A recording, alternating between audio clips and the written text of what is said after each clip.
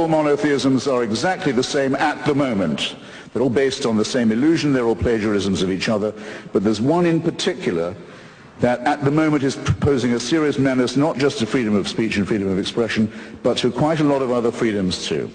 And this is the religion that exhibits the horrible trio of self-hatred, self-righteousness and self-pity. I'm talking about militant Islam. Globally, it's a gigantic power. Globally, it's a gigantic power. It controls an enormous amount of oil wealth, several large countries and states. With an enormous fortune, it's pumping the ideology of Wahhabism and Salafism around the world, poisoning societies where it goes, ruining the minds of children, stultifying the young in its madrasas, training people in violence, making a cult of death and suicide and murder. That's what it does globally. It's quite strong. In our societies, it poses as a cringing minority whose faith you might offend, which deserves all the protection that a small and vulnerable group might need. Now, it makes quite large claims for itself, doesn't it? It says it's the final revelation.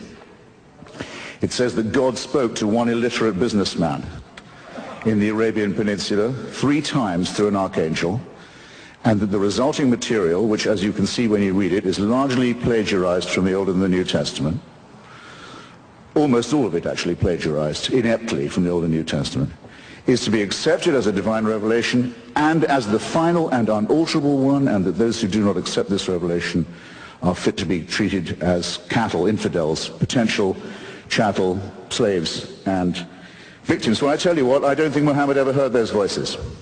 I don't believe it.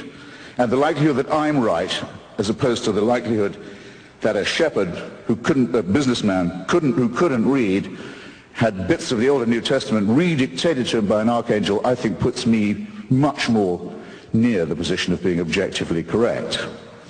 But who is the one under threat? The person who promulgates this and says, I'd better listen because if I don't I'm in danger? Or me, who says, no, I think this is so silly you could even publish a cartoon about it. And up go the placards, and up go the yells and the howls and the screams. Behead those. This is in London. This is in Toronto. This is in New York. It's right in our midst now. Behead those who cartoon Islam. Do they get arrested for hate speech? No. Might I get in trouble for saying what I've just said about the Prophet Muhammad? Yes, I might. Where are your priorities, ladies and gentlemen? You're giving away what's most precious in your own society, and you're giving it away without a fight, and you're even praising the people who want to deny you the right to resist it. Shame on you while you do this. Make the best use of the time you've got left. This is really serious. Now, if you look anywhere you like, because we've had invocations of a rather drivelling and sickly kind tonight of our sympathy. What about the poor fags? What about the poor Jews, the wretched women who can't take the abuse, and the slaves and their descendants, and the tribes who didn't make it and were told that their land was forfeit?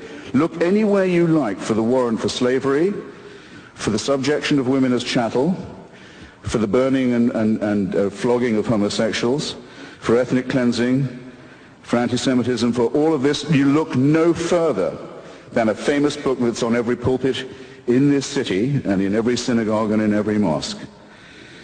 And then just see whether you can square the fact that the force that is the main source of hatred is also the main caller for censorship.